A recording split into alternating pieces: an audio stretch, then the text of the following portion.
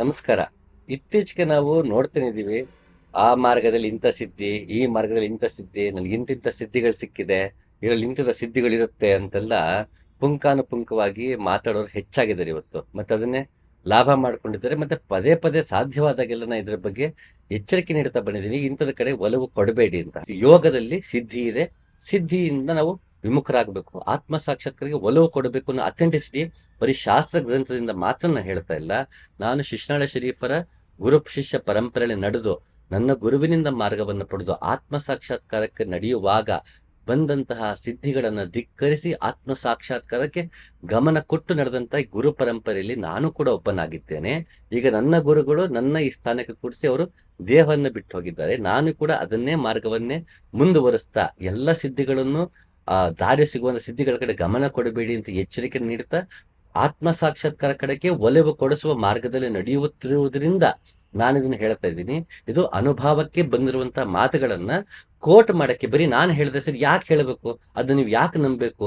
ಸುಮ್ಮನೆ ಹೇಳ್ದೆ ನಂಬ ಅವಶ್ಯಕತೆ ಇಲ್ಲ. ನನಗಿಂತ ಮುಂಚೆಯೋ ಹಲವಾರು ಜನ ಹೇಳ್ತಾ ಬಂದಿದ್ದಾರೆ. ಅದರಿಂದ ಆದಂತಹ ಅನಾಹುತಗಳನ್ನ ಕಣ್ಣಾರೆ ಕಂಡಿದ್ದಾರೆ, ಈಗಲೂ ಕಾಣ್ತಾ ಇದೀವಿ.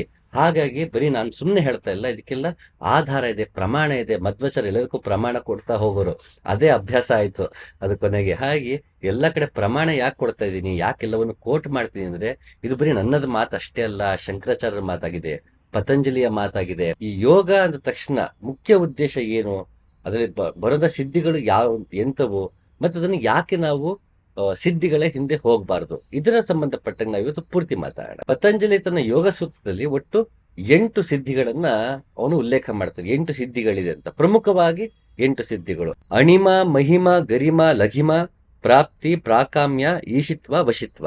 ಅಣಿಮ ಅಂದ್ರೆ ತುಂಬಾ ಚಿಕ್ಕದಾಗಿ ದೇಹ ಕುಗ್ಗುವುದು. ಮಹಿಮ ಅಂದ್ರೆ ದೇಹವನ್ನ ಹಿಗ್ಗಿಸಿಕೊಳ್ಳುವುದು, ಬೃಹತ್ತಾಗಿ ಬೆಳೆಯುವಂಥದ್ದು ದೇಹ. ಗರಿಮ ದೇಹದ ತೂಕವನ್ನ ಹೆಚ್ಚಿಸಿಕೊಳ್ಳೋದು. ಲಘಿಮ ದೇಹದ ತೂಕವನ್ನ ತುಂಬಾ ಕಡಿಮೆ ಮಾಡಿಕೊಂಡು ಒಂದು ಒಣಗಿದ ಎದೆಯಷ್ಟು ಹಗರ ಮಾಡ್ಕೊಳ್ಳೋದು. ಪ್ರಾಪ್ತಿ ಬಯಸದನ್ನೆಲ್ಲ ಪಡೆಯುವಂಥದ್ದು. ಪ್ರಾಕಾಮ್ಯ ಆಯಸ್ಸನ್ನ ಹೆಚ್ಚಿಸ್ಕೊಳ್ಳೋದು, ಅದೃಶ್ಯವಾಗೋದು. ಹೀಗೆ ಅತೀಂದ್ರಿಯವಾದಂತಹ ಒಂದು ಶಕ್ತಿ. ಈಶಿತ್ವ ಪ್ರಕೃತಿಯನ್ನು ಇಚ್ಛೆಯಂತೆ ನಿಯಂತ್ರಿಸುವುದು. ವಶಿತ್ವ ಮಾನಸಿಕವಾಗಿ ಎಲ್ಲರನ್ನೂ ನಿಯಂತ್ರಿಸುವುದು. ಅಣಿಮ, ಮಹಿಮ, ಲಘಿಮ ಅಂತ ಏನು ಹೇಳ್ತಾ ಹೋಗಿದ್ದಾರೆ 8 ಸಿದ್ಧಿ, ಇದರದ್ದು ಹೊರಗಿನ ಅರ್ಥ ಅಂದ್ರೆ ಯೋಗದಲ್ಲಿ ಸಾಧನೆ ಮಾಡಕ್ಕೆ ಶುರುವಾದಾಗ ಹಂತ ಹಂತವಾಗಿ ಹೇಗೆ ನಾವು ಈ ಅನ್ನಮಯ ಕೋಶದಿಂದ ಪ್ರಾಣಮಯ ಕೋಶಕ್ಕೆ, ಅಲ್ಲಿಂದ ಮನೋಮಯ ಕೋಶಕ್ಕೆ, ವಿಜ್ಞಾನಮಯ ಕೋಶಕ್ಕೆ, ಆನಂದಮಯ ಕೋಶಕ್ಕೆ ಹೋಗಬೇಕಾದ್ರೆ ದಾರಿಯಲ್ಲಿ ತಾನಾಗೆ ಸಿಗುವಂತವು ಕೆಲವು ಸಿದ್ಧಿಗಳು. ಆ ಸಿದ್ಧಿಗಳನ್ನ ಬಳಸ್ಕೊಂಡು ಮತ್ತಷ್ಟು ಪವಾಡ ಮಾಡೋದು, ಮತ್ತೊಂದು ಮಾಡೋದೆಲ್ಲ ಮಾಡೋದು ಅದು ವಿದ್ಯೆ. ವಿದ್ಯೆಗೂ ಸಿದ್ಧಿಗೂ ಸಂಬಂಧವಿಲ್ಲ. ಜ್ಯೋತಿಷ್ಯ ಅನ್ನೋದು ವಿದ್ಯೆ, ತಾನು ನುಡಿದದ್ದು ನಡೆಯುವುದು ಸಿದ್ಧಿ. ಸೊ ಈಗ ಜ್ಯೋತಿಷ್ಯಕ್ಕೂ ಸಿದ್ಧಿಗೂ ಇಷ್ಟೇ ವ್ಯತ್ಯಾಸ. ಉದಾಹರಣೆ ಹೇಳ್ತದ್ದು ಅಂದ್ರೆ ಪ್ರತಿ ಜ್ಯೋತಿಷಿಗೂ ಸಿದ್ಧಿ ಇರ್ಬೇಕು ಅಂತಿಲ್ಲ, ಸಿದ್ಧಿ ಇರೋನ್ಗೆ ಜ್ಯೋತಿಷ್ಯ ಗೊತ್ತಿರ್ಬೇಕು ಅಂತಿಲ್ಲ. ಆತನಿಗೆ ಗ್ರಹಗಳು ಅವನಿಗೆ ಜಾತಕ ನೋಡಕ್ ಬರ್ತಿರ್ಬೋದು, ಆದ್ರೆ ಮುಂದೇನಾಗತ್ತೆ ಕಂಡು ಅದನ್ನ ಹೇಳುವಂತಹ ಸಿದ್ಧಿ ಅವನಿಗಿರುತ್ತೆ. ಯಾಕೆಂದ್ರೆ ಅವನು ಆ ರೀತಿ ತನ್ನ ಉಪಾಸನೆ ತೊಡ್ಕೊಂಡಾಗ ಒಂದು ಆ ಗುಣ ಅವನಿಗೆ ಮೂಡ್ತಾ ಬರುತ್ತೆ, ತಾನಾಗೆ ಆ ಶಕ್ತಿ ಬರ್ತಾ ಹೋಗುತ್ತೆ. ಹೇಗೆ ಅಲ್ಲಿ ದೂರದಲ್ಲಿ ಬೆಂಕಿ ಇದೆ, ನಾವು ಹತ್ರಕ್ಕೆ ಹೋಗೋದಕ್ಕೆ ಶುರು ಮಾಡ್ತೀವಿ. ನಾವು ಅದು ಹತ್ರಕ್ಕೆ ಹೋಗಿ ಶುರು ಮಾಡಿದ್ರೆ ಸಾಕು, ಇನ್ನೇನು ಮಾಡಬೇಡ, ತಾನಾಗೆ ಅಗ್ನಿಯ ಶಾಖ ಏನಿದೆ, ಬೆಳಕೆ ನಮ್ಗೆ ಗೋಚರವಾಗ್ತಾ ಹೋಗುತ್ತೆ. ಅದು ನಮ್ಗೆ ಅನುಭವಕ್ಕೆ ಬರ್ತಾ ಬರುತ್ತೆ. ಆಗ ತಾನಾಗೆ ನಾವು ತುಂಬಾ ಚಳಿ ಇತ್ತು ಅಂದ್ರೆ ನಮ್ಗೆ ಚಳಿ ಕಡಿಮೆ ಆಗ್ತಾ ಹೋಗುತ್ತೆ. ಅದು ಬೇಸಿಗೆನ ನಾವಿದ್ವಿ, ಬೆಂಕಿ ಹತ್ತ ಹೋಗ್ತೀವಿ ಅಂದ್ರೆ ಬೆವರಕ್ ಶುರು ಆಗ್ತೀವಿ.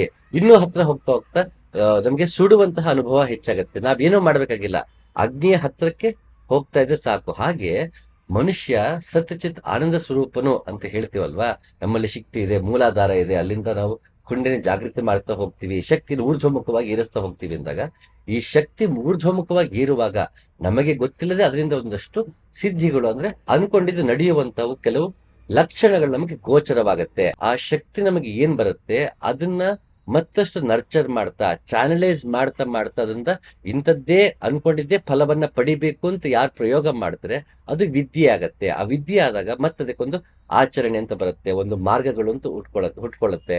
ಆ ವಾಮಾಚಾರ ಅಂತ ಹುಟ್ಕೊಳ್ಳುತ್ತೆ. ಇಲ್ಲ ಕೆಲವರು ಅದನ್ನ ವಾಮಾಚಾರ ಮಾಡಲ್ಲ, ಜನರ ಪ್ರಯೋಜನಕ್ಕೆ ಅಂತ ಮಾಡ್ತೀವಿ ಅಂತ ವಿದ್ಯೆಗಳಾಗಿ ಬದಲಾಯಿಸ್ಕೊಂಡು ಹೋಗ್ತಾ ಆತ್ಮ ಸಾಕ್ಷಾತ್ಕಾರದ ಕಡೆಯಿಂದ ವಿಮುಖರಾಗ್ಬಿಡ್ತಾರೆ. ಅವರು ಬರೀ ಸಿದ್ಧಿಯಿಂದ ವಿದ್ಯೆಯನ್ನಾಗಿ ಮಾಡಿಕೊಂಡು ಅದರಿಂದ ತಮ್ಮ ವೃತ್ತಿಯನ್ನ, ಜೀವನವನ್ನು ನಡೆಸ್ಕೊಳ್ತಾ ಯಾರು ಬಯಸಿ ಬರ್ತಾರೋ ಅವ್ರ ಪರಿಹಾರವನ್ನ ಕೊಡ್ತಾ ಹೋಗ್ತಾರೆ. ಇದು ವಿದ್ಯೆ ಬೇರೆ, ಸಿದ್ಧಿ ಬೇರೆ. ಹಾಗೆ ಜ್ಯೋತಿಷ್ಯ ಅನ್ನೋದು ವಿದ್ಯೆ ಆದರೆ ಭೂತ ಭವಿಷ್ಯವನ್ನ ನೋಡುವಂಥದ್ದು ಸಿದ್ಧಿ.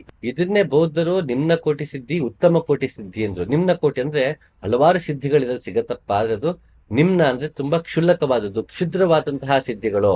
ಇದರಿಂದ ಮನುಷ್ಯ ಆ ಲೌಕಿಕವಾದದ್ದನ್ನೇ, ಸಾಂಸಾರಿಕವಾದದ್ದನ್ನೇ ಬಯಸ್ತಾ ಹೋಗ್ಬಿಡ್ತಾನೆ. ತಾನು ನಿಬ್ಬಾನವನ್ನ ಹೊಂದೋದ್ರಿಂದ ವಿಮುಖನಾಗ್ತಾನೆ. ಹಾಗಾಗಿ ಅವೆಲ್ಲ ನಿಮ್ನ ಕೋಟಿ.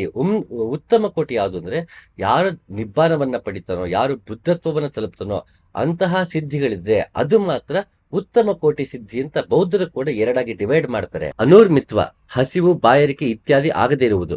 ದೂರಶ್ರವಣ, ದೂರದ ಶಬ್ದವನ್ನು ಕೇಳಿಸಿಕೊಳ್ಳುವುದು. ದೂರದರ್ಶನ, ದೂರದ್ದನ್ನು ನೋಡುವುದು. ಮನೋಜವ ಸಿದ್ಧಿ, ಮನೋವೇಗದಲ್ಲಿ ಚಲಿಸುವುದು.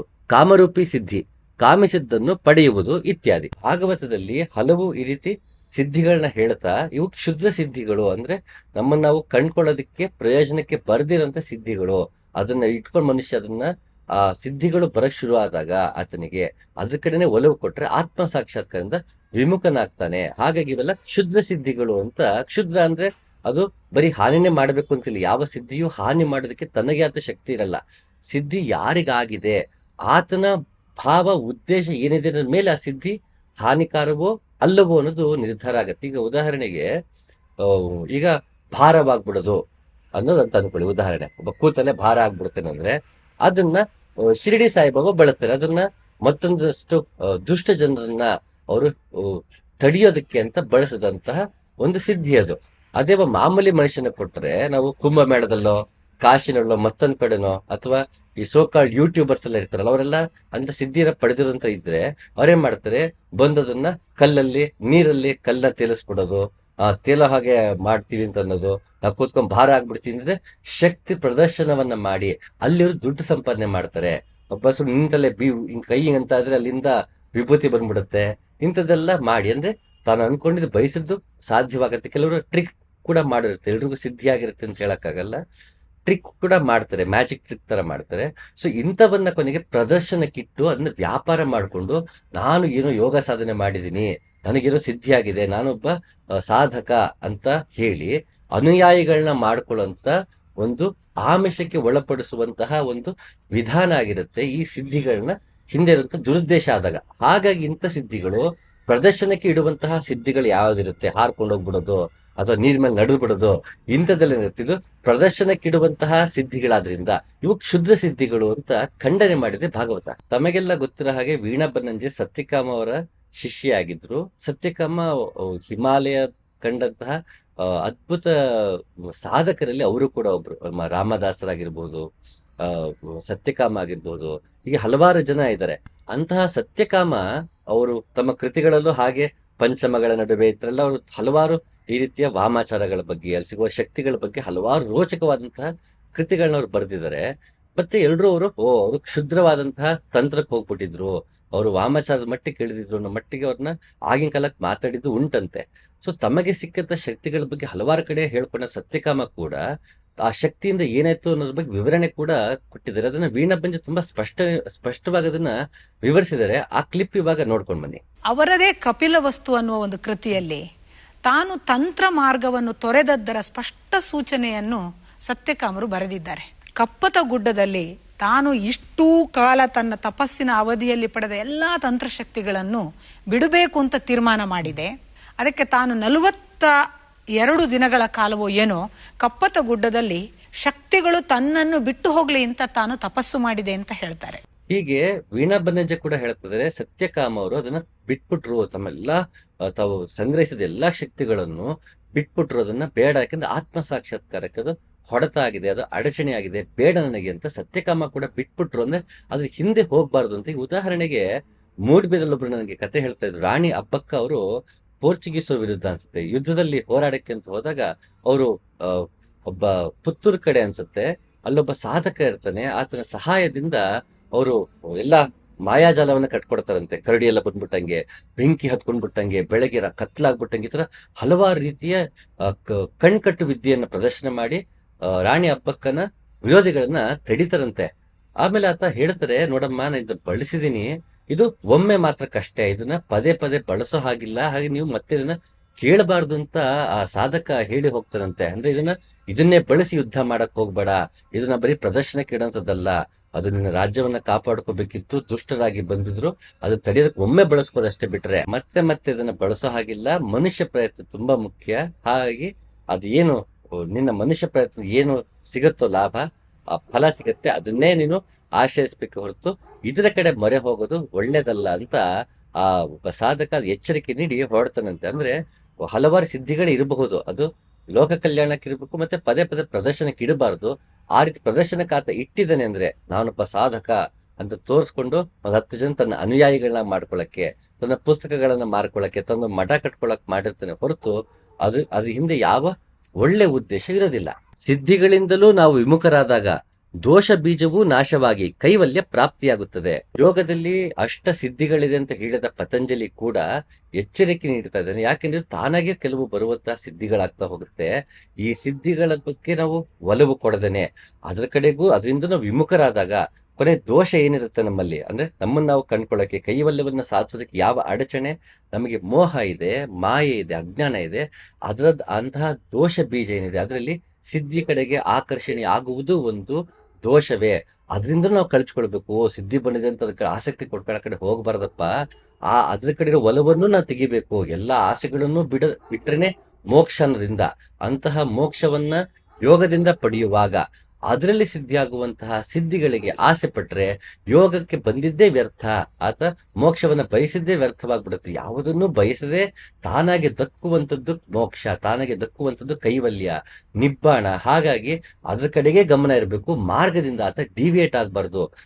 ಸಿದ್ಧಿಗಳು ಏನೇನಿದೆ ಅಂತ ಸರ್ವ ಸಿದ್ಧಿಗಳ ಬಗ್ಗೆ ಇರುವಂತಹ ಒಲವನ್ನು ನಾನು ಯಾವಾಗ ನಾನು ಕಳಿಸ್ಕೊಳ್ತೀನಿ ಆಗ ಕೈವಲ್ಯ ಪ್ರಾಪ್ತಿಯಾಗತ್ತೆ ಅಂತ ಪತಂಜಲಿ ತುಂಬಾ ಸ್ಪಷ್ಟವಾಗಿ ನಮಗೆ ಇಲ್ಲಿ ಎಚ್ಚರಿಕೆನೆ ನೀಡ್ತಾ ಇದ್ದಾನೆ. ಹೀಗೆ ಪರಮಹಂಸರು ಅಂತ ಒಬ್ರು ಬಂದಿದ್ರಂತೆ, ಒಂದ್ ದೊಡ್ಡ ಸಾಧಕ ಅಂತ ಆಯಂಕಾಲಕ್ಕೇನೆ ಬಂದ್ಬಿಟ್ಟು ಕೇಳಿದ್ನ, ನಾನು ನೀರಿನ ಮೇಲೆ ನಡಿಯಕ್ಕಾಗತ್ತೆ, ನಿಮ್ ಕೈಲಿ ಆಗತ್ತ ಅಂತ ಪರಮಹಂಸರು ಕೇಳದಂತೆ. ಆಗ ಪರಮಹಂಸರು ಹೇಳ್ತಾರೆ, ನಮ್ಮ ದೇವಸ್ಥಾನ ಹಿಂದೆನೆ ನದಿ ಇದೆಯಪ್ಪ, ಗಂಗೆ. ನಾನು ಚಿಕ್ಕ ವಯಸ್ಸಿಂದ ನದಿ ದಾಟ್ತಾನೆ ಇದ್ದೀನಿ, ನಾನು ಯಾವತ್ತೂ ಪ್ರಯತ್ನ ಪಟ್ಟಿಲ್ಲ, ದೋಣಿಲೇ ಹೋಗ್ತಿದ್ದೆ. ಎಷ್ಟು ವರ್ಷ ನೀನು ಕಲ್ತಿ ಇದನ್ನ ನದಿ ಮೇಲೆ ನೀರ್ ಮೇಲೆ ನಡೆಯೋದಕ್ಕೆ ಎಷ್ಟು ವರ್ಷ ನೀನು ಪ್ರಯತ್ನ ಪಟ್ಟಿ ಅಂತ. ನಾನು 12 ವರ್ಷ ಸಾಧನೆ ಮಾಡಿ, ನಾನು ಯೋಗಾಭ್ಯಾಸ ಮಾಡಿ, ವಿದ್ಯೆ ಕಲಿತು, ಸಿದ್ಧಿಗಳನ್ನ ಪಡೆದು 12 ವರ್ಷ ನಾನು ಶ್ರಮ ಹಾಕಿ ನೀರ್ ಮೇಲೆ ನಡೆಯೋದನ್ನ ಕಲಿತೆ ಅಂತ ಆ ಸಾಧಕ ಹೇಳ್ತಾನೆ. ಆಗ ಪರಮಹಂಸರು ಹೇಳ್ತಾರೆ, 12 ವರ್ಷ ನೀರ್ ಮೇಲೆ ನಡೆಯೋದಕ್ಕೆ ನೀನ್ ವ್ಯರ್ಥ ಮಾಡ್ಬಿಟ್ಟಿಲ್ಲ. ನಾನು ಚಿಕ್ಕ ವಯಸ್ಸಿಂದ ಅದೇ ನದಿಯಲ್ಲಿ ದೋಣಿಲಿ ದಾಡ್ತಾ ಇದ್ದೀನಿ. ನಾನು 4 ಆಣೆ 8 ಆಣೆ ಕೊಟ್ಕೊಂಡೆ ಮುಗಿಸ್ಬಿಟ್ಟೆ ಕೆಲಸನ. ಅದೊಂದಕ್ಕೋಸ್ಕರ ಆರಾಮಾಗಿ ನೀರ್ ಮೇಲೆ ದೋಣಿ ಮೇಲೆ ಆರಾಮಾಗಿ ಹೋಗೋ ಬದಲು 12 ವರ್ಷ ಬರೀ ನಡೆಯೋದಕ್ಕೆ ವ್ಯರ್ಥ ಮಾಡಿದಿಲ್ಲಪ್ಪ. ಅಂತ ನಿನ್ಗೆ ಯೋಗದಲ್ಲಿ ಅಷ್ಟು ಶ್ರದ್ಧೆ ಇತ್ತು, ಅಂತಹ ಒಂದು ಶ್ರದ್ಧೆಯಿಂದ ಶಿಸ್ತಿಂದ ಯೋಗವನ್ನ ಅಭ್ಯಾಸ ಮಾಡೋಗಿದ್ರೆ ಆತ್ಮ ಸಾಕ್ಷಾತ್ಕಾರಕ್ಕೆ ಬಳಸ್ಕೋಬೋದಿತ್ತಲ್ಲ. ಬರೀ ನೀರ್ ಮೇಲೆ ನಡೆಯೋದಕ್ಕೆ ಬಳಸ್ಕೊಂಡಿದ್ದಿಲ್ಲ. ಇದನ್ನ 4 ಆಣೆ 8 ಆಣೆ ಕೊಟ್ರೆ ಆಗತ್ತೆ ಕೆಲಸ. ಅಂತ ಒಂದು ಆರಾಮಾಗವ ಕೆಲ್ಸಕ್ಕೋಸ್ಕರ 12 ವರ್ಷ ವ್ಯರ್ಥ ಮಾಡ್ಕೊಂಡು ಅಹಂಕಾರ ಬರ್ಸ್ಕೊಂಡಿಲ್ಲ. ನಾನ್ ನೀರ್ ಮೇಲೆ ನಡೆಯಕ್ಕಾಗತ್ತನೋ ಅಹಂಕಾರ ಬರ್ಸ್ಕೊಂಡಿಲ್ಲ. ಅದೇ 12 ವರ್ಷನ ಆತ್ಮ ಸಾಕ್ಷಾತ್ಕಾರ ಬಳಸ್ಬೋದಿತ್ತಲ್ವ ಅಂತ ಪರಮಹಂಸರು ಕೇಳ್ತಾರೆ. ಅಂದ್ರೆ ಅಂತ ದೇವಿಯನ್ನೇ ಸಾಕ್ಷಾತ್ಕಾರ ಮಾಡ್ಕೊಂಡ ಪರಮಹಂಸರು ಅಂತ ನಾವು ಏನ್ ಹೇಳ್ತೀವಿ, ಆತನೇ ನೀರ್ ಮೇಲೆ ನಡೆಯಕ್ ಹೋಗ್ಲಿಲ್ಲ. ಇನ್ನೊಂದು ಉದಾಹರಣೆ, ಅವ್ರಿಗೆ ಥ್ರೋಟ್ ಅಲ್ಲಿ ಸಮಸ್ಯೆ ಇರುತ್ತೆ, ಅವ್ರಿಗೆ ಕ್ಯಾನ್ಸರ್ ಏನೋ ಬಂದಿರುತ್ತೆ. ಹೋಗ್ತಾ ಹೋಗ್ತಾ ಉಗುಳು ನುಂಗೋದಕ್ಕೂ ಕಷ್ಟ ಆಗಿರೋಂತ ಹಂತಕ್ಕೆ ಬಂದ್ಬಿಟ್ಟಿರ್ತಾರೆ ಪರಮಹಂಸರು. ಒಬ್ಬರು ಸಾಧುಗಳು ಬಂದು ಹೇಳ್ತಾರಂತೆ ವಿವೇಕಾನಂದಗೆ, ನೋಡಪ್ಪ, ಪರಮಹಂಸರಲ್ಲಿ ಎಂತ ಯೋಗ ಶಕ್ತಿ ಇದೆ ಅಂದ್ರೆ ಅವ್ರ ರೋಗವನ್ನ ತಾವು ಗುಣಪಡಿಸ್ಕೊಂಡ್ಬಿಡ್ಬೋದು. ಕನಿಷ್ಠ ಅವರು ತಿಂದು ಅದು ಅರುಗೋ ಮಟ್ಟಿಗಾದ್ರೂ ಅದ್ ನಿವಾರಿಸ್ಕೊಳಕ್ಕಾದ್ರೂ ಹೇಳು. ಪೂರ್ತಿ ರೋಗವನ್ನೇ ನಿವಾರಿಸ್ಕೊಳಕ್ ಒಪ್ಪಿಲ್ಲ ಅಂದ್ರು ಪರಮಹಂಸರು. ಕನಿಷ್ಠ ಅಷ್ಟಕ್ಕಾದ್ರೂ ಅವ್ರಿಗೆ ಹೇಳು, ರಿಕ್ವೆಸ್ಟ್ ಮಾಡ್ಕೊಂಡ ವಿವೇಕಾನಂದ ರಿಕ್ವೆಸ್ಟ್ ಮಾಡ್ತಾರೆ, ದಯವಿಟ್ಟು ನೀವು, ಯಾಕಂದ್ರೆ ತಿಂದಿದ್ದೆಲ್ಲ ಹೊರಗೆ ಬಂದ್ಬಿಡ್ತಿರತ್ತೆ, ನೀರ್ ಕುಡಿದು ಹೊರಗೆ ಬರೋಂತ ಪರಿಸ್ಥಿತಿ ಪರಮಹಂಸರಿಗೆ. ಆಗ ವಿವೇಕಾನಂದ ಕೇಳ್ತಾರೆ, ನಿಮ್ಮಲ್ಲಿ ಅಷ್ಟೊಂದು ಯೋಗ ಶಕ್ತಿ ಇದೆ ಅಂತ ಯಾಕೆ ಬಳಸಬಾರ್ದು ಅಂತ ಕೇಳಿದಾಗ, ಇರಪ್ಪ ನಾನು ದೇವಿ ಹತ್ರ ಕೇಳ್ತೀನಿ ಅಂತ ಪರಮಹಂಸರು ಕಣ್ಮುಚ್ಕೊಂಡು ದೇವಿನ ಕೇಳೋ ಹಾಗೆ ನಾಟಕ ಮಾಡಿ ಹೇಳ್ತಾರಂತೆ, ನಾನು ದೇವಿನ ಕೇಳ್ದೆ, ನನ್ನ ಯೋಗ ಶಕ್ತಿಯಿಂದ ನಿವಾರಿಸ್ಕೊಳ್ಬೇಕು ಅಂತ. ಅದಕ್ಕೆ ನಾನು ದೇವಿ ಅಂದ್ಲು, ನಿನ್ನ ಯೋಗ ಶಕ್ತಿ ಬಳಸ್ಕೊಳ್ಳೋ ಹಾಗಿದ್ರೆ ಎಲ್ಲರೂ ತಿಂತಾರಲ್ಲ, ಅಲ್ಲಿಂದ ನೀ ಆಹಾರವನ್ನ ಪಡೆದು ನೀನು ದೇಹದಲ್ಲಿ ಇನ್ನ ಶಕ್ತಿನ ಪಡ್ಕೋಬೇಕು ಹೊರತು ರೋಗವನ್ನು ನಿವಾರಿಸ್ಕೊಳ್ಳಕ್ಕೆ ಅಪ್ಪಣೆ ಕೊಟ್ಟಿಲ್ಲಪ್ಪ ಅನ್ಬಿಟ್ರು ಅಂತ ಪರಮಹಂಸರು ಹೇಳ್ತಾರೆ. ಅಂದ್ರೆ ತನ್ನ ಯೋಗ ಶಕ್ತಿ ಇರೋದು ನನ್ನ ಒಳಿತಿಗಾಗಿ ಅಲ್ಲ, ಪ್ರಕೃತಿ ನಿಯಮಗಳನ್ನ ಮೀರೋದಕ್ಕಾಗಿ ಅಲ್ಲ. ನಾನು ಒಂದು ದೇಹ ಇದೆ, ವಯಸ್ಸಾಗ್ತಾ ಅದಕ್ಕೆ ಏನ್ ರೋಗ ಬರ್ಬೇಕು, ಅದು ರೋಗ ಬರುತ್ತೆ, ಒಂದೇ ದೇಹ ಬಿಟ್ಟು ಹೋಗ್ಬೇಕು. ಇದು ಪ್ರಕೃತಿ ನಿಯಮ, ಭಗವಂತನ ನಿಯಮ. ಇದನ್ನ ಮೀರೋ ಹಾಗಿಲ್ಲ. ಅವನು ಸಾಕ್ಷಾತ್ ಕಾಳಿನೇ ಕಂಡಿರ್ಲಿ, ತಾನೇ ಕಾಳಿ ಆಗಿದ್ರು ನಿಯಮಗಳನ್ನ ಮೀರುವ ಹಾಗಿಲ್ಲ. ಹಾಗಾಗಿ ಈ ದೇಹ ಇದೆ, ಸಹಜವಾಗಿ ಅದಕ್ಕೆ ರೋಗ ಬಂದಿದೆ, ಇದು ಯಾವ ದೇಹ ಹೋಗುತ್ತೋ ಅವಾಗ ನಾನು ಈ ದೇಹ ಬಿಟ್ಟು ಹೋಗ್ತೀನಿ ಅಂತ ಇರುವಂತಹ ಪರಮಹಂಸರು ತನ್ನ ಯೋಗ ಶಕ್ತಿನಿಂದ ಕ್ಷುಲ್ಲಕ ಕಾರಣಕ್ಕೆ, ಯಾಕೆಂದ್ರೆ ಈ ದೇಹ ಇರುತ್ತೆ ನಾಳೆ ಹೋಗುತ್ತೆ ಅಂತ ಕ್ಷುಲ್ಲಕವಾದ ಮೇಲೆ ದೇಹ, ಈ ದೇಹಕ್ಕೆ ಏನಾದ್ರೆ ಏನಂತೆ ಅಂತಹ ಭಾವ ಮೂಡಿರುವವನೇ ಪರಹಂಸ. ನಾನು ಅಂಥದ್ದು ಹೀಲ್ ಮಾಡ್ಬಿಡ್ತೀನಿ, ಇಂಥದ್ದು ಹೀಲ್ ಮಾಡ್ಬಿಡ್ತೀನಿ, ನಾನು ದೆವ್ವಗಳು ಬಂದಿತ್ತು ಅದಕ್ಕೆ ಗಾಯತ್ರಿ ಮಂತ್ರ ಹೇಳ್ಬಿಟ್ಟೆ ಅಂತೆಲ್ಲ ಕತೆ ಕಟ್ಕೊಂಡು ಕೂರೋದನ್ನ ನಂಬಕ್ ಹೋಗ್ಬಿಡಿ. ಆ ರೀತಿ ಇರಲ್ಲ ಸಿದ್ಧಿಗಳು ಅಂತಲ್ಲ. ಆ ರೀತಿ ಸಿದ್ಧಿ ಇರೋದು ಗೌಪ್ಯವಾಗಿ ಆಚರಿಸ್ತಾರೆ. ಮತ್ತೆ ತಾನು ಮಾಡಿದ್ದನ್ನ ಆತ ಹೇಳ್ಕೊಳಕ್ ಹೋಗಲ್ಲ, ಇಂಥದ್ದು ಮಾಡಿದೆ ಅಂತ ಟಿವಿಗಳ ಸಂದರ್ಶನ ಕೊಡೋದು, ಅದಕ್ಕೆ ಅಂತ ಏನು ವಿಚಿತ್ರ ವಿಚಿತ್ರ ಕಾಸ್ಟ್ಯೂಮ್ ಹಾಕೊಂಬಂದು ಸಂದರ್ಶನ ಕೊಡ್ತಿರೋಗಳಲ್ಲ, ಆತರ ಮಾಡ್ಕೊಂಡು ಕೂರ್ತದೆ ಅಂದ್ರೆ ಪ್ರದರ್ಶನಕ್ಕೆ ಕೂರ್ತಾ ಇದಾರೆ. ಅಂತಹ ಒಬ್ಬ ಶಕ್ತಿ ಇರೋನು ಗೋಪ್ಯವಾಗಿ ಇಟ್ಕೋತಾರೆ. ಈಗ ಉದಾಹರಣೆ ನ್ಯೂಕ್ಲಿಯರ್ ಅಂತ ಅನ್ಕೊಳ್ಳಿ. ಈಗ ನ್ಯೂಕ್ಲಿಯರ್ ಎಷ್ಟು ಪವರ್ ಇದೆ ಅಂತ ನಮಗೆಲ್ಲ ಗೊತ್ತಿರುತ್ತೆ. ಅದನ್ನ ಗೋಪ್ಯವಾಗಿ ಇಟ್ಟಿದೆ, ಅದನ್ನ ಹೇಗೆ ತಯಾರಿಸಬಹುದು ನಮ್ಗೆ ಗೊತ್ತಾಗಲ್ಲ. ಅದನ್ನ ಟ್ರೀಟಿಸ್ ಮಾಡ್ಕೋತಾರೆ. ಯಾಕೆ ಅಂದ್ರೆ ಇದನ್ನ ಇಂಥ ಒಂದು ಅದ್ಭುತವಾದ ಶಕ್ತಿನ ಯಾರು ಕೊಡ್ತಾ ಇದೀವಿ, ಅವರು ಅಭಿವೃದ್ಧಿಗೆ ಬಳಸ್ತಾರ, ಇಲ್ಲ ಅಂದ್ರೆ ನಾಶಕ್ಕೋಸ್ಕರ ಬಳಸ್ತಾರ ಅಂತ ಚರ್ಚೆ ಮಾಡ್ಬೇಕಾಗಿ ಬರುತ್ತೆ. ಹಾಗೆ ಹಲವಾರು ಬರೀ ನ್ಯೂಕ್ಲಿಯರ್ ಅಂತಲ್ಲ, ನಮ್ಮ ದೇಶದಲ್ಲಿ ಪ್ರಪಂಚದಲ್ಲಿ ಎಷ್ಟೋ ಜ್ಞಾನ ತುಂಬಾ ಗೋಪ್ಯವಾಗಿದೆ. ಅನ್ನೋದನ್ನ ಆಕ್ಸೆಸ್ ಮಾಡ್ಬೇಕು ಅಂದ್ರೆ ಅದಕ್ಕೆ ಕಷ್ಟ, ಅದಕ್ಕೆ ಇನ್ನೂ ಎಕ್ಸಾಮ್ಗಳಂತೆ, ಟೆಸ್ಟ್ಗಳಂತೆ ಹಲವಾರು ಆದ್ಮೇಲೆ ಆ ವ್ಯಕ್ತಿಗ ಆ ವಿದ್ಯೆಯನ್ನು, ಆ ಒಂದು ನಾಲೆಡ್ಜ್ನ ಕೊಡ್ತಾರೆ. ಯಾಕೆಂದ್ರೆ ಆತನನ್ನು ಯಾಕೆ ಬಳಸ್ಕೋತಾನೆ, ಹೇಗೆ ಬಳಸ್ಕೋತಾನೆ ಅನ್ನೋದು ತುಂಬಾ ಮುಖ್ಯ ಆಗ್ಬಿಡುತ್ತೆ. ಅದಿಲ್ಲ ಅನ್ನೋದು ದುರುಪಯೋಗ ಆಗೋದು ಹೆಚ್ಚು ಸಾಧ್ಯತೆಗಳೇ ಜಾಸ್ತಿ. ಶ್ರೀಚಕ್ರದಲ್ಲಿರುವ ತ್ರಿಕೋಣ ಜಗತ್ತಿನಲ್ಲಿರುವ ಸರ್ವಸಿದ್ಧಿ ಚಕ್ರ. ಶಾಂತಿ ಉದಿಸಿರುವ ಈ ತ್ರಿಕೋಣದಲ್ಲಿ ತ್ರಿಪುರಾಂಬೆ ನೆಲೆಸಿರುವಳು. ವಿಸ್ತಾರವಾಗಿ ತುಂಬಾ ಸೊಗಸಾಗಿದೆ ಆ ತ್ರಿಪುರ ಸುಂದರಿ ಮಾನಸ ಪೂಜಾ ಸ್ತೋತ್ರ. ಶಂಕರಾಚಾರ್ಯ ತುಂಬಾ ಚೆನ್ನಾಗಿದೆ. ಶ್ರೀಚಕ್ರವನ್ನ ಒಳಗಡೆ ಉಪಾಸನೆ ಮಾಡುವುದರ ಬಗ್ಗೆ ಅವರು ಹೇಳ್ತಾ ಹೋಗ್ತಾರೆ. ಹೊರಗಿಂದ ಮಂಡಲವನ್ನು, ಯಂತ್ರವನ್ನು ನಾವು ಮಾಡ್ಕೊಂಡ್ರೆ ಒಳಗೆ ಯಾವ ರೀತಿ ಅನುಸಂಧಾನ ಇರಬೇಕು, ಯಾವ ರೀತಿ ಉಪಾಸನೆ ಮಾಡಬೇಕು ಅನ್ನೋದನ್ನ ಚಕ್ರಗಳ ವಿವರಣೆ ತುಂಬಾ ಸೊಗಸಾಗಿ ಕೊಟ್ಟಿದ್ದಾರೆ ಶಂಕರಾಚಾರ್ಯರು. ಮತ್ತೊಂದು ನೋಡೋಣ, ಅದರಲ್ಲೂ ಹೇಳ್ತಾ ಇದ್ರಲ್ಲಿ ಸರ್ವಸಿದ್ಧಿ ಇದೆ, ಇಲ್ಲ ಅಂತ ಹೇಳ್ತಿಲ್ಲ, ಸರ್ವಸಿದ್ಧಿಗಳಿವೆ ಅಂತ ಹೇಳ್ತಾ ಹೋಗ್ತಾರೆ. ಆದ್ರೆ ಮುಂದೆ ಎಚ್ಚರಿಕೆ ಮತ್ತೊಂದು ಗ್ರಂಥದಲ್ಲಿ ನಮ್ಗೆ ಸಿಗುತ್ತೆ. ಶಂಕರಾಚಾರ್ಯರು ಕೂಡ ಅದ್ರ ಬಗ್ಗೆ ಎಚ್ಚರಿಕೆ ಕೊಟ್ಟಿದ್ದಾರೆ. ಈಗ ಆ ಗ್ರಂಥಗಳನ್ನ ಉಲ್ಲೇಖಿಸ್ತಾ ಇಲ್ಲ, ಆದಷ್ಟು ಎಲ್ಲಾ ಗ್ರಂಥಗಳನ್ನು ನಾನು ಇಲ್ಲಿ ಸಮೀಕರಿಸಬೇಕು. ಎಲ್ಲ ರೀತಿಯ ಸಿದ್ಧಾಂತಗಳಲ್ಲೂ ಈ ರೀತಿ ಎಚ್ಚರಿಕೆ ನೀಡಿದೆ ಅಂತ ಹೇಳೋದಕ್ಕೋಸ್ಕರ ಎಲ್ಲದಕ್ಕೂ ಒಂದೊಂದೊಂದು ಗ್ರಂಥವನ್ನ ಇಲ್ಲಿ ಕೋಟ್ ಮಾಡೋದಕ್ಕೆ ಪ್ರಯತ್ನ ಪಡ್ತಾ ಇದ್ದೀನಿ. ಎಲೆ ಮಹಾಮುನಿಯೇ, ನಾನು ಬಹಳ ಗುಟ್ಟಾದ ಈ ಶಕ್ತಿ ಚಕ್ರದ ವಿಚಾರವನ್ನು ನಿನಗೆ ತಿಳಿಸುತ್ತಿರುವೆನು. ಇದನ್ನು ಗುಟ್ಟಾಗಿಯೇ ಕಾಪಾಡಿಕೊಳ್ಳಬೇಕು. ರಹಸ್ಯವಾಗಿದ್ದರೆ ಇದರಿಂದ ಎಲ್ಲ ಸಿದ್ಧಿಗಳೂ ಲಭಿಸುತ್ತವೆ. ಇದನ್ನು ಪ್ರಕಾಶಪಡಿಸಿದರೆ ಸಮಸ್ತ ಸಿದ್ಧಿಗಳು ಭ್ರಷ್ಟವಾಗುತ್ತವೆ. ನೋಡಿ, ಬ್ರಹ್ಮ ಪುರಾಣದಲ್ಲಿ ಆಗಿನ ಕಾಲಕ್ಕೆ ಎಚ್ಚರಿಕೆ ನೀಡಿದರೆ, ಇದು ಲಲಿತ ಸಹಸ್ರನಾಮಕ್ಕೆ ಸಂಬಂಧಪಟ್ಟ ಹಾಗೆ ಬರುವಂತದ್ದು. ಇಲ್ಲಿ ಶಂಕರಾಚಾರ್ಯ ಹೇಳುವಂತಹ ತ್ರಿಪುರ ಸುಂದರಿ ಮಾನಸ ಪೂಜೆ ಕೊನೆಗಿದೆ ಶ್ರೀಚಕ್ರಕ್ಕೆ ಬರುವಂತದ್ದು. ಎಲ್ಲವೂ ಒಂದೇ. ಪುರಾಣದಲ್ಲೂ ಹೇಳಿದರೆ, ಈ ಕಡೆ ಶಂಕರಾಚಾರ್ಯ ಹೇಳಿದ್ರೆ ಅದಕ್ಕೆ ಎರಡು ಬೇರೆ ಬೇರೆದನ್ನ ಕೋಟ್ ಮಾಡಿದ್ದೀನಿ. ಅಲ್ಲೂ ಹೇಳ್ತಿದ್ದೀನಿ, ನೀನು ಯಾವಾಗ ಇದನ್ನ ಬಯಲು ಮಾಡ್ಬಿಡ್ತೀಯಾ ಆಗ ಇದು ಭ್ರಷ್ಟವಾಗ್ತಾ ಹೋಗುತ್ತೆ. ಅಂದ್ರೆ ದುಷ್ಟರ ಕೈಗೆ ಸಿಗತ್ತೆ, ಇನ್ನೊಬ್ಬರಿಗೆ ಹಾನಿ ಮಾಡೋದಕ್ಕೆ ತನ್ನ ಲಾಭಕ್ಕೋಸ್ಕರ ಬಳಸ್ಕೊಳಕ್ ಶುರು ಮಾಡ್ತಾರೆ. ಹಾಗಾಗಿ ಇದನ್ನ ಗುಟ್ಟಾಗಿಡಬೇಕು ಅಂತ ಇಲ್ಲಿ ಬ್ರಹ್ಮ ಪುರಾಣದಲ್ಲಿ ಹೇಳಿದೆ. ಎಲ್ಲಾ ಕೃತಿಗಳು ನೀವು ತೆಗೆದು ನೋಡಿ, ಇದನ್ನ ಯಾರ್ಯಾರಿಗೂ ಹೇಳ್ಕೊಡ್ಬೇಡಿ, ಇದನ್ನ ಗೌಪ್ಯವಾಗಿ ಇಟ್ಕೊಳ್ಳಿ, ಶಕ್ತಿ ಪ್ರದರ್ಶನ ಮಾಡ್ಬೇಡಿ, ಶಕ್ತಿಯ ಹಿಂದೆ ಹೋಗ್ಬೇಡಿ ಅಂತ ಎಲ್ಲ ಮೂಲ ಗ್ರಂಥಗಳು ಹೇಳಿರೋದು. ಇದನ್ನ ಅವರು ಕೋಟ್ ಮಾಡೋದು ತುಂಬಾ ಕಡಿಮೆ ಜನ, ಮತ್ತೆ ಅದನ್ನ ಅಭ್ಯಾಸ ಮಾಡೋದು ಕಡಿಮೆ ಜನ ಆಗ್ಬಿಟ್ಟಿದ್ದಾರೆ. ಅಂದ್ರೆ ಏನ್ ಮೇನ್ ಸ್ಟ್ರೀಮ್ ಅಲ್ಲಿ ಬಂದು ಎಲ್ಲರೂ ಮಾತಾಡ್ತಾ ಇರ್ತಾರೆ, ಅವರು ಇಂಥ ಒಂದು ಆಮಿಷಗಳನ್ನ ನಮ್ಗೆ ಕೊಡ್ತಾರೆ. ಅಂತ ಶಕ್ರದ ನನಗೆ ಕಾಳಿ ಕಾಣಿಸ್ಬಿಟ್ಲು, ಖಡ್ಗಮಾಲ ನಾನು ಅದನ್ನ ನಾನು ಪಠನೆ ಮಾಡಿದ ತಕ್ಷಣ ಖಡ್ಗಮಾಲ ಕಾಣಿಸ್ಬಿಟ್ಲು ಅಂತ ಯಾವ್ದೋ ಲೇಡಿ ಕೇಳಿದೆ. ಖಡ್ಗಮಾಲ ಅಂದ್ರೆ ಅರ್ಥವೇ ಬೇರೆ. ಅದು ಖಡ್ಗಮಾಲ, ನಮ್ಗೆ ಎಲ್ಲ ರೀತಿಯ ಮಾಲೆಗಳು ನಮ್ಮ ಜೀವನದಲ್ಲಿರುತ್ತೆ. ಅದನ್ನ ಮುರಿಯುವಂತವಳು ಯಾವ ರೀತಿಯ ಮಾಲೆ? ನಮ್ಮಲ್ಲಿ ಅರಿಷಡ್ ವರ್ಗ ಎನ್ನುವ ಮಾಲೆ, ಮತ್ತೆ ನನ್ನ ಒಳಗಿರುವಂತಹ ಮಾಲೆ ಒಂದಿರುತ್ತೆ. ಮತ್ತೊಂದನ್ನ ಖಡ್ಗಮಾಲವನ್ನ ಯೋಗ ರೀತಿಯಲ್ಲಿ ನೋಡೋಣ. ಆ ಮಾಲೆಯನ್ನ ಖಡ್ಗವಾಗಿ ಇದು ಮಾಡುವಂತವಳು, ನನ್ನ ಅಜ್ಞಾನವನ್ನ ಕತ್ತಲನ್ನ ಕಡಿದು ಜ್ಞಾನವೆಂಬ ಬೆಳಕನ್ನ ಕೊಡುವಂತವಳು ಖಡ್ಗಮಾಲ. ಅಂದ್ರೆ ನಮಗೆ ಕಾಣುವಂಥದ್ದು ಖಡ್ಗಮಾಲ ಮಂತ್ರವನ್ನು ಉಪಾಸನೆ ಮಾಡಿದಾಗ ನಮಗೆ ನಮ್ಮ ಸುಷುಮ್ನ ನಾಡಿಯಲ್ಲಿರುವಂತಹ ಕೋಟಿ ಸೂರ್ಯನಿಗೆ ಸಮನಾದಂತಹ ಬೆಳಕೇನಿದೆ ಅದನ್ನ ಕಾಣಿಸಿಕೊಡುವವಳು ಖಡ್ಗಮಾಲ. ಅದು ಅವಳ ಮುಖಾಂತರ ಬೆಳಕು ಕಾಣುತ್ತೆ. ಇದನ್ನ ಯೋಗ ಯಾರು ಅಭ್ಯಾಸ ಮಾಡಿರ್ತಾರೆ ಅವ್ರಿಗದು ಕಾಣುತ್ತೆ. ಇದನ್ನ ಪಠನೆ ಸುಮ್ಮನೆ ಗಟ್ಟೊಡ್ಬಿಟ್ಟು ಹೇಳೋದಕ್ಕೆ ಕಾಣಂತದಲ್ಲ. ಈ ಸುಷುಮ್ನ ನಾಡಿಗೆ ಹೋಗುವಂತಹ ಒಂದು ಮಾರ್ಗ ಖಡ್ಗಮಾಲ ಮಾರ್ಗದಲ್ಲಿ ದಶಮಹಾವಿದ್ಯೆಯಲ್ಲಿ ಕೊಡ್ತಾರೆ. ಆ ರೀತಿಯಲ್ಲಿ ಹೋದಾಗ ನಮಗಲ್ಲಿ ಬೆಳಕು ಕಾಣಿಸುತ್ತೆ ಹೊರತು ಏನ್ ಇಟ್ಕೊಂಡ್ಬಿಡೋದಂತೆ, ಅದನ್ನ ಒಂದ್ 100 ಸಲ ಜಪ ಮಂತ್ರ ಹೇಳ್ಬಿಡೋದಂತೆ ಖಡ್ಗಮಾಲ ಢಣ್ ಅಂತ ಕಾಣಿಸ್ಬಿಡ್ತಾಳಂತ. ಇದೇ ಸಿನಿಮಾ ಆಗೋಯ್ತಾ ಇದು. ಅದ್ರಲ್ಲಿ ಸಿನಿಮಾಗಳಲ್ಲಿ ಅವ್ರು ಹೇಳ್ಬೇಕಾದ್ರೆ ಹೇಗೆ ಇದನ್ನ ಒಳಗೆ ಸುಷುಮ್ನ ನಾಡಿಲಿ ಬೆಳಕು ಕಾಣೋದನ್ನ ತೋರ್ಸೋದು ಹೇಗೆ? ಅದು ಆಗಲ್ಲ. ಮತ್ತೆ ಭಕ್ತಿ ಪ್ರಧಾನವಾದ್ರಿಂದ ಸಿನಿಮಾಗಳಲ್ಲಾಗಿರ್ಬೋದು, ಪೇಂಟಿಂಗ್ ಅಲ್ಲಾಗಿರ್ಬೋದು, ಅಥವಾ ನಾಟಕಗಳಲ್ಲಾಗಿರ್ಬೋದು, ಇದರಲ್ಲಿ ವ್ಯಕ್ತಿಯಾಗಿ ನಾವು ಅದನ್ನ ರೂಪಕಗಳಾಗಿ ತೋರಿಸ್ತಾರೆ. ವಿಗ್ರಹಗಳು ಮಾಡುವಾಗ ಸುಷುಮ್ನ ನಾಡಿನ ಹೆಂಗ್ ತೋರ್ಸಕ್ ಸಾಧ್ಯ? ಕಷ್ಟ ಆಗತ್ತೆ.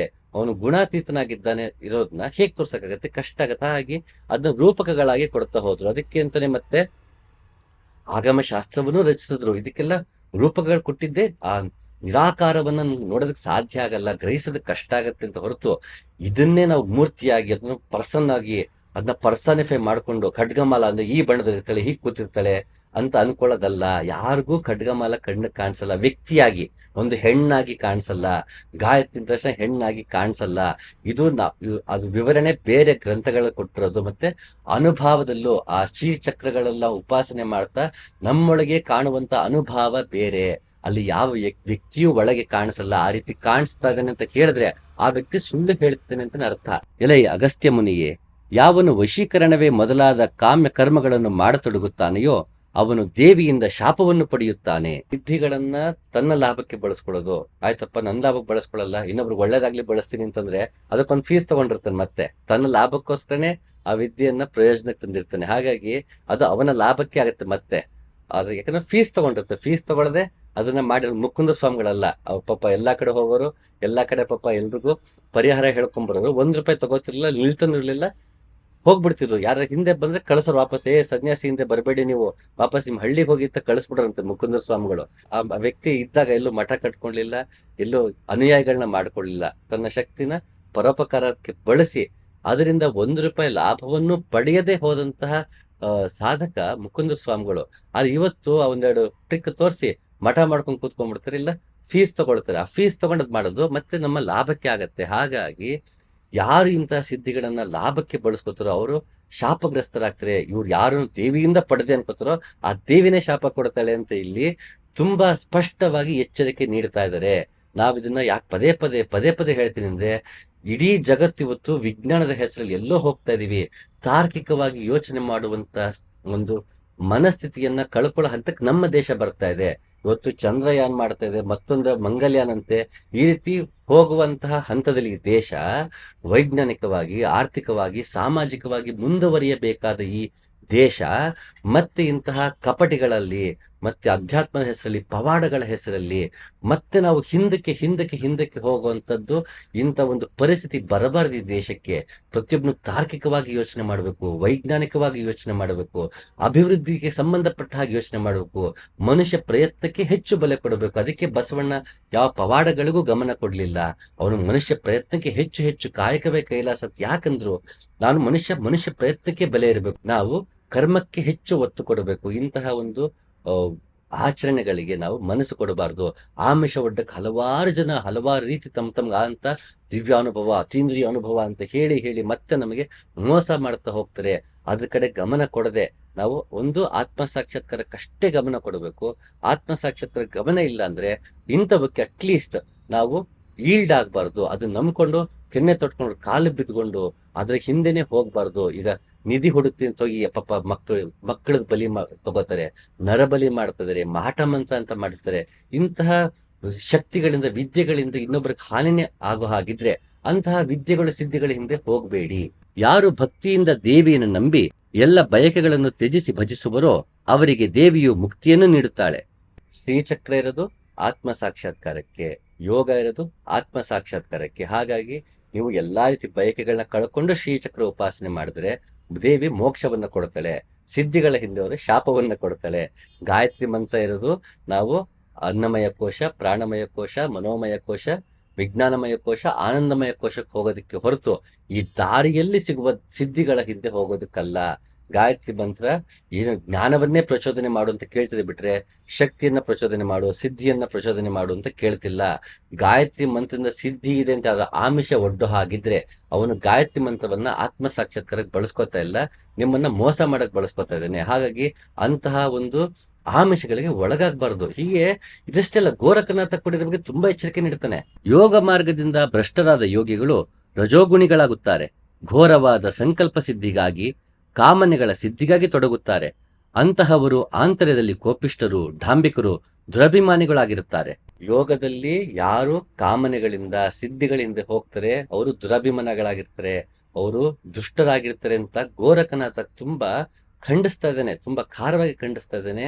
ಇಂಥದಕ್ಕೂ ಹೋಗಬೇಡಿ ಅಂತ. ಹಾಗೆ ಮುಂದೆ ಹೇಳ್ತಾನೆ, ಯಾರು ಮೋಹವಶದಿಂದ ಪರೀಕ್ಷಿಸದೆ ಮಂದ ಬುದ್ಧಿಯವರಿಗೆ ಉಪದೇಶ ನೀಡುವರೋ ಅಂಥವರಿಂದ ಇದನ್ನು ಕಳ್ಳರಿಂದ ಹಣವನ್ನು ರಕ್ಷಿಸುವಂತೆ ಸಂರಕ್ಷಿಸಿಕೊಳ್ಳಬೇಕು. ಒಬ್ಬ ಗುರು ಅಂದ ತಕ್ಷಣ ಅವನೊಬ್ಬನ ಪರೀಕ್ಷೆ ಮಾಡದೆ ಶಿಷ್ಯನಾಗಿ ಒಪ್ಕೊಂಡ ಅಂದ್ರೆ ಅಂತ ಒಬ್ಬ ಗುರು ಒಂದು ಅಭ್ಯಾಸವನ್ನು ಇಟ್ಕೊಳ್ಳುವಂತ ವ್ಯಕ್ತಿ ಇದ್ರೆ ಅವನಿಗೆ ಗುರು ಪರಂಪರೆಗೆ ಅವನ್ನ ಸೇರಿಸ್ಕೋಬೇಡ, ಅವನಿಗೆ ಅಂತಹ ಒಂದು ಅಧಿಕಾರವನ್ನೇ ಕೊಡಬೇಡ. ಅಂಥವರಿಂದ ದುಡ್ಡನ್ನು ಹೇಗೆ ಮನುಷ್ಯ ಕಳ್ಳರಿಂದ ಕಾಪಾಡ್ಕೋತಾನೆ ಹಾಗೆ ಇಂತಹ ಒಂದು ಯೋಗ ಮಾರ್ಗವನ್ನ ಕದ್ದು ಮುಚ್ಚಿ ಕಾಪಾಡ್ಕೋ, ಅಂಥವ್ರು ಕೊಡಕ್ ಹೋಗ್ಬೇಡ. ಯಾಕೆಂದ್ರೆ ಅವರು ಪರೀಕ್ಷೆ ಮಾಡದೆ ಕೊಡೋದ್ರಿಂದ, ಗುರು ಮಾರ್ಗವನ್ನ ಯೋಗ ಮಾರ್ಗವನ್ನ ಕೊಡೋದ್ರಿಂದ, ಪರೀಕ್ಷೆ ಮಾಡದೆ ವಿದ್ಯೆಯನ್ನು ಸಿದ್ಧಿಯನ್ನು ಹೇಳ್ಕೊಡಕ್ ಹೋದಾಗ ಅವನ ಉದ್ದೇಶ ಏನಿರುತ್ತೆ, ಕಲಿಯೋನ ಉದ್ದೇಶ, ಕಲಿಸೋನ ಉದ್ದೇಶ ಏನಿರುತ್ತೋ ಅದರಿಂದ ಸಮಾಜಕ್ಕೆ ಹಾನಿ ಆಗಬಹುದು. ಹಾಗಾಗಿ ಅಂತ ವ್ಯಕ್ತಿ ಇದೆ ಅವನಿಂದ ದೂರ ಇರೋರಿಗೆ ಉಪದೇಶವೇ ಮಾಡಬೇಡ ಈ ಮಾರ್ಗವನ್ನ ಅಂತ ಗೋರಖನಾಥ ಸ್ಪಷ್ಟವಾಗಿ ಹೇಳ್ತಾನೆ. ಯಾಕೆಂದ್ರೆ ಯೋಗದಲ್ಲಿ ಅಂತಹ ಸಿದ್ಧಿಗಳಿಂದ ನಾವು ದಾರಿ ತಪ್ಪುವುದೇ ಹೆಚ್ಚು, ಅದರಿಂದ ಸಮಾಜಕ್ಕೆ ಹಾನಿ ಆಗುವುದೇ ಹೆಚ್ಚು. ಅದಕ್ಕೆ ನೋಡಿ, ಬುದ್ಧ ತನ್ನನ್ನು ಕಂಡ್ಕೊಂಡಂತಹ ವ್ಯಕ್ತಿ ಬುದ್ಧ ಅವನ ಮುಂದೆ ಮಗುನ ತಗೊಂಡ್ಬರ್ತಾಳೆ, ನನ್ ಮಗು ತೀರ್ಕೊಂಡ್ಬಿಟ್ಟಿದ್ಯಪ್ಪ ಕಾಪಾಡು ಅಂತ ಬಂದಾಗ ಬುದ್ಧ ಆಕೆಗೆ ಮಗನನ್ನ ಬದುಕಿಸಿ ಕೊಡಲ್ಲ, ಸಾವಿಲ್ಲದ ಮನೆಯಿಂದ ಸಾಸಿವೆ ತಗೊಂಡ್ ಬಾ ಅಂತ ಹೇಳ್ತಾನೆ. ಯಾಕೆಂದ್ರೆ ಈಗ ಅವನು ಮಗುವನ್ನ ಬದುಕಿಸಿ ಕೊಟ್ಟರೆ ನಾಳೆ ಇದೇ ಮಗು ಮತ್ತೆ ಬರುತ್ತೆ. ಅಮ್ಮ ಸತ್ತಾಗ ನಾನ್ ಚಿಕ್ಕ ವಯಸ್ಸಲ್ಲಿದ್ದಾಗ ನನ್ನ ಕಾಪಾಡಿದ್ದೆ, ಈಗ ನಮ್ಮಮ್ಮನ ಕಾಪಾಡ್ಕೊಡು ಅಂತ ಕೇಳ್ಬೋದು. ಅಕ್ಕಪಕ್ಕ 10 ಹಳ್ಳಿ ಜನ ಬಂದ್ಬಿಟ್ಟು ನಮ್ಮನೆ ಹಸು ಸತ್ತೋಯ್ತು, ನಮ್ಮನೆ ಕರು ಸತ್ತೋಯ್ತು, ಕೋಳಿ ಸತ್ತೋಯ್ತು, ನನ್ನ ಹೆಂಡತಿ ಸತ್ತೋದ್ಲು, ಹೀಗೆ 100 ವಿಷಯಕ್ಕೆ ಬುದ್ಧನ ಹಿಂದೆ ಬಂದ್ಬಿಡ್ತಾರೆ. ಅದು ಸಿದ್ಧಿಗಳ ಹಿಂದೆ ಬರ್ತಾರೆ. ಮತ್ತೆ ಅವಾಗ ಬುದ್ಧನಲ್ಲಿನೋ ಪವಾಡ ಇದೆ, ಬುದ್ಧ ದೇವರು ಮತ್ತೊಂದು ಮತ್ತೆ ಮೂಢನಂಬಿಕೆಗಳೇ ಹೆಚ್ಚಾಗ್ತಿತ್ತು. ಇಂತಹ ಮೂಢನಂಬಿಕೆಗಳಿಂದ ದೂರವಾಗಬೇಕು ಅಂತ ಪ್ರಯತ್ನ ಪಟ್ಟಂತವನು ಬುದ್ಧ. ಅಲ್ಲಿ ಅವನಿಗೆ ಹುಟ್ಟು ಸಾವು ಸಾಮಾನ್ಯನ ಅರಿವು ಮೂಡಿಸುವುದೇ ಅವನಿಗೆ ದೊಡ್ಡ ಪವಾಡವಾಗಿತ್ತು. ಅದೇ ಮುಖ್ಯವಾಗಿದ್ದರಿಂದ ಬುದ್ಧನಿಗೆ ಅವನು ಜ್ಞಾನ ಅರಿವು ಮೂಡಿಸುವಂತಹ, ಕೈಯಲ್ಲಿ ಮಗು ಹಿಡ್ಕೊಂಡು ಆ ಒಂದು ಮಗು ಸತ್ತಿರೋ ನೋವಲ್ಲಿರುವ ತಾಯಿಗೆ ಹುಟ್ಟು ಸಾವು ಸಾಮಾನ್ಯ ಅಂತ ಅರಿವು ಮೂಡಿಸುವುದಿದೆಯಲ್ಲ, ಇದಕ್ಕಿಂತ ದೊಡ್ಡ ಪವಾಡ ಇನ್ನೊಂದು ಸಾಧ್ಯ ಇಲ್ಲ. ಹಾಗಾಗಿ ಅವನು ಶಾಶ್ವತವಾಗಿ ದುಃಖವನ್ನ ಪರಿಹರಿಸ್ತವನು. ಇದು ತಕ್ಷಣಕ್ಕೆ ಪರಿಹಾರ ಆಗುವಂತಹ ದುಃಖ. ಶೋಕ ಇದೆ, ಪುತ್ರ ಶೋಕ ಇದೆ, ಮಗ ಸತ್ತವಳ ಶೋಕ ಇದೆ, ಅದನ್ನ ಸರಿಪಡಿಸ್ಬೋದು. ನಾಳೆ ದುಃಖವೇ ಬರಲ್ಲ ಅಂತಲ್ಲ, ಒಂದಲ್ಲ ಒಂದು ದುಃಖ ಮತ್ತೆ ಬರ್ತಾನೆ ಇರುತ್ತೆ. ಯಾವಾಗ ಅವನು ಹುಟ್ಟು ಸಾವು ಮತ್ತದೆಲ್ಲವೂ ಸಾಮಾನ್ಯ ಅಂತ ಹೇಳಿ ಇದ್ರ ಕಡೆ ಗಮನ ಕೊಡಕ್ ಹೋಗ್ಬಾರ್ದು ಅಂತ ಹೇಳಿದಾಗ ಇಡೀ ಜೀವನ ಪೂರ್ತಿ ಆಗೋದು ಎಲ್ಲಾ ರೀತಿಯ ಸಕಲ ರೀತಿಯ ದುಃಖಗಳನ್ನು ನಿವಾರಿಸ್ಬಿಟ್ಟಂತ ಬುದ್ಧ. ಹಾಗಾಗಿ ಅದು ಶಾಶ್ವತವಾದ ಪವಾಡ. ಹಾಗಾಗಿ ಅಂತ ಪವಾಡಗಳಿಗೆ ಹೆಚ್ಚು ಒಲವು ಕೊಡೋನು ತನ್ನನ್ನು ತಾನು ಕಂಡುಕೊಂಡಂತ ವ್ಯಕ್ತಿ. ಅವನು ಇಂಥ ಕ್ಷುಲ್ಲಕ ಸಿದ್ಧಿಗಳಿಗೆ ವಿದ್ಯೆಗಳಿಗೆ ಅವನು ಒಲವು ಕೊಡಲ್ಲ. ಹಾಗೂ ಕೊಟ್ಟಿದ್ರು ಅವನದ ₹1 ಅಪೇಕ್ಷೆ ಪಡಲ್ಲ. ಅವನು ಸಮಾಜದ ಒಳಿತಿಗಾಗಿ ಹಿತಕ್ಕಾಗಿ ಮಾಡಿರ್ತಾನೆ ಹೊರತು ಪ್ರದರ್ಶನ ಮಾಡ್ಕೊಂಡು ಕೂರಲ್ಲ. ನನ್ನಲ್ಲಿ ಇಂಥ ಸಿದ್ಧಿ ಇದೆ, ಇಂಥದ್ ಮಾಡ್ಬಿಡ್ತೀನಿ, ಅದರಿಂದ ನಂಗೆ ಇಷ್ಟು ಫೀಸು ಮತ್ತೊಂದು ಲಾಭವನ್ನ ಬಯಸಲ್ಲ. ಇಲ್ಲಾಂದ್ರೆ ಇವತ್ತು ಶಿರಡಿ ಸಾಯಿಬಾಬಾ ಬದುಕಿದ್ದಲ್ಲೇ ದೊಡ್ಡ ಮಠ ಕಟ್ಬೋದಿತ್ತು. ಇವತ್ತು ಕಟ್ಟಿದಾರೆ. ಶಿರಡಿ ಸಾಯಿಬಾಬಾ ದೇಹ ಬಿಟ್ಟನ ಕಟ್ಟಿದ್ದಾರೆ, ಬದುಕಿದ್ದಾಗ ಗುಡಿಸಲಿದ್ದಂತ ಮನುಷ್ಯ. ಇಲ್ಲಾಂದ್ರೆ ಅವ್ರು ಮಾಡಿದ ಪವಾಡಗಳಿಗೆ ಆತ ಬದುಕಿದ್ದಲ್ಲೇ ದೊಡ್ಡ ಮಠ ಕಟ್ಬೋದಿತ್ತಲ್ವಾ. ಇಡೀ ನಮ್ಮ ದೇಶದಲ್ಲಿ ಅತಿ ದೊಡ್ಡ ಮಠ ಇರ್ಬೋದೇನೋ ಮಾಡರ್ನ್ ಹಿಸ್ಟ್ರಿಲಿ. ಅಷ್ಟು ಪವಾಡಗಳು ಮಾಡಿರೋ ವ್ಯಕ್ತಿ. ಕಳೆದ 100-150-200 ವರ್ಷ ಒಳಗಡೆ ಹೆಚ್ಚು ಮಾಡೋರಲ್ಲಿ ತುಂಬಾ ಹೆಸರಾದಂತಹ ವ್ಯಕ್ತಿ ಅಂತ ಅನ್ನೋಣ. ಹಾಗೆ ಮನಸ್ಸು ಮಾಡಿದ್ರೆ ಅವತ್ತು ಶಿರಡಿ ಸಾಯಿಬಾಬಾ ಬದುಕಿದ್ದಲ್ಲೇ ಕೋಟ್ಯಾಧಿಪತಿ ಆಗ್ಬೋದಿತ್ತು. ಆದ್ರೆ ಇದ್ದಿದ್ದು ಭಿಕಾರಿ ವೇಷದಲ್ಲಿ, ಅಂದ್ರೆ ಎಲ್ಲವನ್ನು ಬಿಟ್ಟನ ಒಂದು ಅವಧೂತ ವೇಷದಲ್ಲಿ ಇದ್ದಂಥವ್ರು ಶಿರಡಿ ಸಾಯಿಬಾಬಾ. ಇವತ್ತು ಅವ್ರ ಹೆಸರು ನಾವು ಮಾಡಬಾರ್ದೆಲ್ಲ ಮಾಡ್ಕೊಳ್ಳೋಂತ ಪರಿಸ್ಥಿತಿ ಬಂದಿದೆ. ಇದು ಯಾವ ಶಿರಡಿ ಸಾಯಿಬಾಬನ್ ತಪ್ಪಲ್ಲ, ಮತ್ತೊಂದಲ್ಲ, ಯಾವ ಧರ್ಮದ್ದು ಅಂತಲ್ಲ. ಮನುಷ್ಯನೇ ಬೇಸಿಕಲಿ ದುಷ್ಟನಾಗಿದ್ದಾನೆ, ಮನುಷ್ಯ ಬೇಸಿಕಲಿ ಭ್ರಷ್ಟನಾಗಿದ್ದಾನೆ. ಅವನಿಗೆ ಇಂತಹ ಶಕ್ತಿಗಳು ಸಿದ್ಧಿಗಳು ಇದ್ರ ಕಡೆ ಗಮನ ಇರುತ್ತೆ. ಹಾಗೆ ಇಂಥವರಿಂದ ಇಂಥ ಮಾರ್ಗಗಳನ್ನ ಗೌಪ್ಯವಾಗಿಡಬೇಕು ಅಂತ ಗೋರಖನಾಥ ಹೇಳ್ತಾನೆ. ಜೈನರಲ್ಲೂ ಕೂಡ ಹಲವು ರೀತಿಯ ಸಾಧನೆಗಳಿದೆ, ಅಲ್ಲೂ ಕೂಡ ಹಲವು ಸಿದ್ಧಿಗಳು ಬರುತ್ತೆ. ಹಾಗಾಗಿ ಅಲ್ಲೂ ಕೂಡ ಎಚ್ಚರಿಕೆ ಇದೆ. ಜೈನರಲ್ಲೂ ಕೂಡ ಯೋಗಕ್ಕೆ ಸಂಬಂಧಪಟ್ಟಂತಹ ಸಿದ್ಧಿಗಳ ವಿಷಯದಲ್ಲಿ ಎಚ್ಚರಿಕೆ ಇದೆ. ಅದಕ್ಕೆ ರತ್ನಾಕರ ವರ್ಣಿ ತುಂಬಾ ಚೆನ್ನಾಗಿ ತನ್ನ ಶತಕದಲ್ಲಿ ಹೇಳ್ತಾನೆ. ಅದು ಹೀಗಿದೆ: ಅಂತಹ ಆತ್ಮಯೋಗಿಯ ಬಾಳೆ ಬಾಳು, ಅವನ ಜನ್ಮವೇ ಸಾರ್ಥಕ ಜನ್ಮ, ಅವನದೇ ವಿಶಿಷ್ಟ ಲಾಭ, ಎಲ್ಲ ಸಿದ್ಧಿಗಳಿಗೂ ಆದಿ ಸಿದ್ಧಿಯದು. ವಿಚಾರಗಳಲ್ಲೆಲ್ಲ ಕೊನೆಯ ಮಾತು ಆತ್ಮವಿಚಾರವು. ತಾನೇ ತನ್ನನ್ನು ತನ್ನಲ್ಲಿಯೇ ನೋಡಿ ಹೊರಗಿನ ವಿಷಯಗಳಲ್ಲಿ ಆಸಕ್ತಿಯನ್ನು ಕಳೆದುಕೊಂಡವನಿಗೆ ಸಂಸಾರದ ಬಂಧನ ಎಲ್ಲಿಂದ ಬರಬೇಕು? ಯೋಗದಲ್ಲಿ ನಿಜವಾದ ಸಿದ್ಧಿ ಅಂದ್ರೆ ತನ್ನನ್ನು ತಾನು ಕಂಡುಕೊಳ್ಳೋದೇ ಸಿದ್ಧಿ ಅಂತ. ಅದಕ್ಕಿಂತ ಉತ್ತಮವಾದ ಸಿದ್ಧಿ ಇನ್ನೊಂದಿಲ್ಲ. ಯಾಕೆಂದ್ರೆ ಉದ್ದೇಶವೇ ಅದು. ಯೋಗ ಅಂತ ಮಾಡ್ಕೊಂಡಿರೋದು ಶ್ರೀಚಕ್ರ ಆಗಿರ್ಬೋದು, ಅಥವಾ ಬೌದ್ಧ ಧರ್ಮದ ಹಲವು ಮಾರ್ಗಗಳಾಗಿರ್ಬೋದು, ಸೂಫಿಸಂ ಆಗಿರ್ಬೋದು, ಇದೆಲ್ಲವೂ ಇರದೆ ನಮ್ಮನ್ನು ನಾವು ಕಂಡ್ಕೊಳ್ಳಕ್ಕೆ, ಸತ್ಯವನ್ನ ಕಂಡ್ಕೊಳ್ಳಕ್ಕೆ ಹೊರತು ಬಾಂಬ್ ಬುಷ್ ಅಂತ ಮಾಡ್ಕೊಂಡು ಸಿದ್ಧಿಗಳು ಮಾಡ್ಕೊಂಡು ಪ್ರದರ್ಶನ ಮಾಡ್ಕೊಂಡು ಕೂರೋದಕ್ಕಲ್ಲ, ಪವಾಡಗಳು ತೋರಿಸ್ಕೊಂಡು ಕಟ್ ವಿದ್ಯೆ ಮಾಡ್ಕೊಂಡು ಕೂರೋದಕ್ಕಲ್ಲ. ಇದು ಕಾಲಾನಂತರದಲ್ಲಿ ಮೂಡಿ ಬಂದಂಥದ್ದು. ಇದು ಯಾಕೆ ಯೋಗದಿಂದ ಬಂದಂತ ಸಿದ್ಧಿಗಳಿಂದ ಇವೆಲ್ಲ ವಿದ್ಯೆಗಳು ಯಾಕಾಯ್ತು? ಇದೆಲ್ಲ ಮತ್ತೆ ಇನ್ನೂ ಕೂಲಂಕುಷ ಐತಿಹಾಸಿಕವಾಗಿ ಇದನ್ನ ನೋಡ್ತಾ ಹೋಗೋಣ. ಎಲ್ಲೆಲ್ಲಿಂದ ಇವೆಲ್ಲ ಶುರು ಆಯ್ತು, ಯಾಕೆ ಈ ರೀತಿ ಬಂತು, ಇದನ್ನ ಸದ್ಬಳಕೆ ಮಾಡ್ಕೊಂಡವ್ರು ಯಾರು, ದುರ್ಬಳಕೆ ಮಾಡ್ಕೊಂಡವ್ರು ಯಾರು, ದುರ್ಬಳಕೆ ಮಾಡ್ಕೊಂಡಾಗ ಮಾರ್ಗಗಳು ಯಾವ ರೀತಿ ನಶಿಸಿ ಹೋಯ್ತು, ಅದರಿಂದ ನಮ್ಮ ದೇಶದಲ್ಲಿ ಯಾವ ರೀತಿ ಒಂದು ನಾವು ತಲೆಬಾಗಿಸುವಂತ ಆಚರಣೆಗಳು ಈ ದೇಶದಲ್ಲಿ ಹುಟ್ಟುಕೊಳ್ತು, ಅದು ನಿವಾರಣೆ ಮಾಡೋದಕ್ಕೆ ಎಂತೆಂತ ಮಹಾನುಭಾವರು ಬರ್ಬೇಕಾಗಿ ಬಂತು. ಕನಕದಾಸರು, ಪುರಂದರದಾಸರು, ರಾಜಾರಾಮ್ ಮೋಹನ್ ರಾಯ್ಗೆ ಹಲವಾರು ಜನ ಮತ್ತೆ ಮತ್ತೆ ಬರ್ಬೇಕಾಗಿ ಬಂತು ಇವನ್ನ ಪ್ರಶ್ನೆ ಮಾಡೋದಕ್ಕೆ. ಇದನ್ನ ಐತಿಹಾಸಿಕವಾಗಿ ಮತ್ತೊಂದಿನ ನೋಡೋಣ. ಹಾಗೆ ಇಲ್ಲಿ ರತ್ನಾಕರ ವರ್ಣಿ ಕೂಡ ಹೇಳ್ತದೇನೆ, ಆತ್ಮ ಸಾಕ್ಷಾತ್ಕಾರ ಇದೆಯಲ್ಲ ಅದಕ್ಕಿಂತ ದೊಡ್ಡ ಸಿದ್ಧಿ ಇನ್ನೊಂದಿಲ್ಲ, ಅದೇ ಉತ್ತಮವಾದ ಸಿದ್ಧಿ, ಅದನ್ನೇ ಬಯಸ್ಬೇಕಾಗಿರೋದು, ಆ ಬಯಕೆಯನ್ನು ಕಳ್ಕೊಳ್ಬೇಕಾಗಿರೋದು. ಹಾಗೆ ಜೈನರಲ್ಲೂ ಕೂಡ ಒಂದು ಈ ರೀತಿ ಎಚ್ಚರಿಕೆ ಇದೆ. ಅಷ್ಟೇ ಅಲ್ಲದೆ ಮಧ್ವಾಚಾರ್ಯರು ಕೂಡ ತುಂಬಾ ಎಚ್ಚರಿಕೆ ನೀಡಿದ್ದಾರೆ ಇದ್ರ ಬಗ್ಗೆ. ತಮ್ಮ ತಂತ್ರಸಾರ ಸಂಗ್ರಹದಲ್ಲಿ ಯಾವ ಫಲಗಳಿಗೋಸ್ಕರ ನೀವು ಏನೇನು ಆಚರಣೆ ಮಾಡಬೇಕು ಅಂತ ಹೇಳ್ತಾ ಕೊನೆಗೆ ಅವರು ಕೂಡ ಸಿದ್ಧಿಗಳ ಬಗ್ಗೆ ಈ ರೀತಿ ಅವರು ಎಚ್ಚರಿಕೆ ನೀಡ್ತಾರೆ. ಎಲ್ಲ ಸಾಧನೆಗಳಲ್ಲಿಯೂ ಈ ಭಕ್ತಿಯೇ ಮುಖ್ಯ ಸಾಧನ.